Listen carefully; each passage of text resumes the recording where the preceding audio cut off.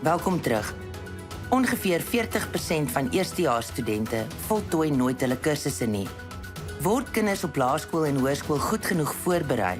Sogenaamde kothuisskole of cottage schools het 'n meer holistiese benadering. Alle aspekte van menswees is belangrik in die ontwikkeling van 'n kind, nie net akademie en sport nie.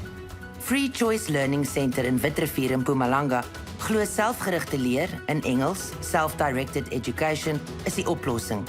Hierdie onderrigbenadering moedig kinders aan om self inisiatief te neem wanneer dit kom by hulle leerbehoeftes en doelwitte.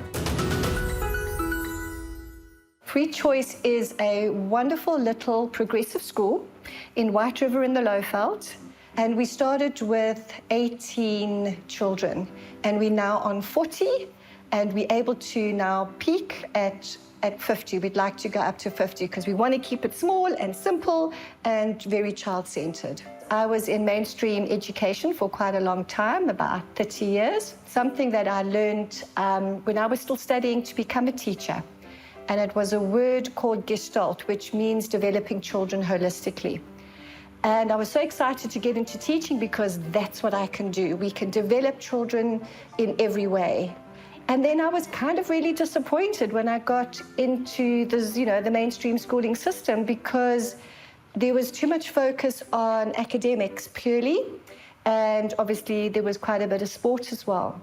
And I was just itching to be able to take the sides of the box down and unpack it and focus on truly child-centered learning, where children don't just get to learn in one way. In terme van professionele opleiding is onderwysersopleiding seker die opleiding wat die meeste verander het in die laaste 30, 40 jaar in vergelyking met byvoorbeeld die opleiding van mediese dokters of regswetenskaplikes of die regswese of selfs ingenieurs. Ons is die heeltyd in onderwys in 'n vernuwende modus amper. Dis 'n bietjie pandemie gekoppel, want dit het ons idees losgewikkel oor waar ons leer, hoe ons leer, saam met wie ons leer, by wie ons leer. So vir my is dit 'n baie opwindende tyd om in die onderwyssektor te werk. Juis weens hierdie veranderinge. Ons wil nie eksperimenteer met ons kinders se toekoms nie. Daar was nog altyd 'n huiwering daaroor gewees. Maar die pandemie het ons gedwing om dit te doen.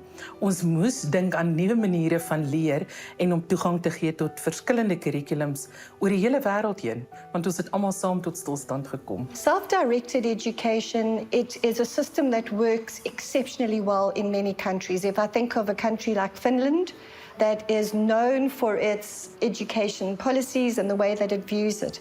But in South African context, it's not the norm. So how are we going to educate people but not scare them at the same time? So the idea was to bring in a curriculum so that it gave people the comfort of knowing that you weren't just doing what you wanted, when you wanted, and how you wanted, but that there was some kind of guidance in place. And so we looked at various curriculum that were available, and we decided on Cambridge. Ken was aan die hoofstroomskool in graad 1 gewees. En daar het ek agtergekom dat dit nie regtig aan sy behoeftes voorsien nie. Hy het meer behoeftes, hy het behoefte om meer te leer. Sy vlak is 'n bietjie hoër as die gemiddelde kind in sy klas. Wat Free Choice lekker maak is dat dit is nie so inhoudgedrewe soos 'n gewone skool nie. Ons leer meer vaardighede hier en dit pas hom beter. Dit pas by sy persoonlikheid beter en by sy intelligensievlak. Eendag as ek ouer word, het ek 2 keuses wat ek tussen wil kies. 'n Akteur of 'n biologiese genetikus. Ek sal graag wil uitvind hoe om so siektes soos kanker en malaria te stop. Ek gaan na die wiskundes vir die graad 7's in daai klas, al is ek graad 6, en dan bly die res van my klas hierso. So if, for example, we have someone whose strength is in mathematics, we would be able to extend them and allow them to do mathematics that's out of their age group. However, if we have children, for example, that maths might not be their thing, they would be able to lay a better foundation for it. The first entry level for Cambridge exams, where they write official exams, would be the IGCSE exams. We also have quite a few children that aren't academically inclined. And so that's why what I mean by the holistic approach is that we also we focus on skills. So yes, you can all be good at maths and science and all those kind of things, but you could be an amazing artist. You could be a chef in the making. You could be a designer, a makeup artist, a film director.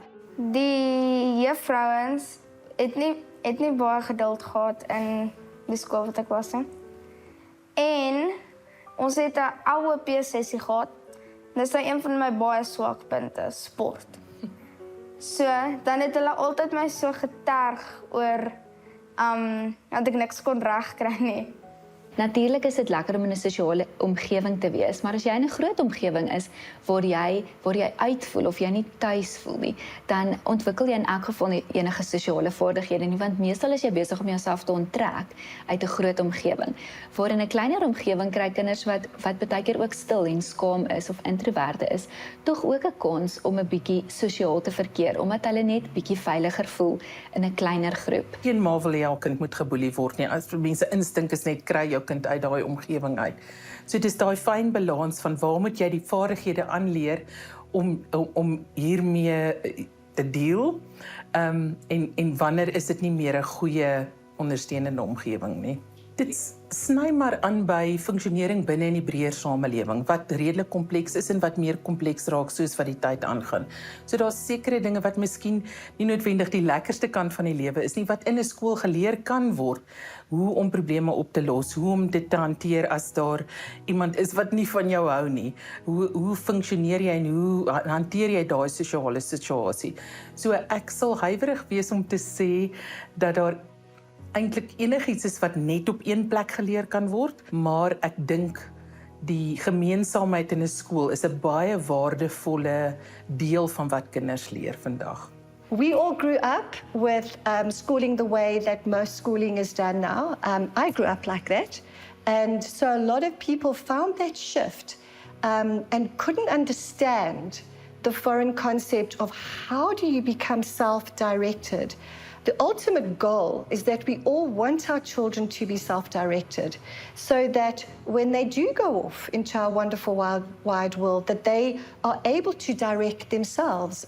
That is a major problem at the moment in universities. You know, the latest stats is that 2 out of every 10 students in our top 5 universities in South Africa that start a course actually don't end up in finishing the course. A lot of it could be down to, am I self-directed enough? As our schooling system taught me to be reliant or self-directed. Ek is ontsettend positief oor self-directed learning. Ek dink daar's opwindende nuwe navorsing wat daar gedoen word wat wys dat ons dit eintlik baie meer prominensie moet gee. En hierdie fenomeen van cottage schools en homeschooling is een van die plekke waar dit baie duidelik met groot vrug aangewend word.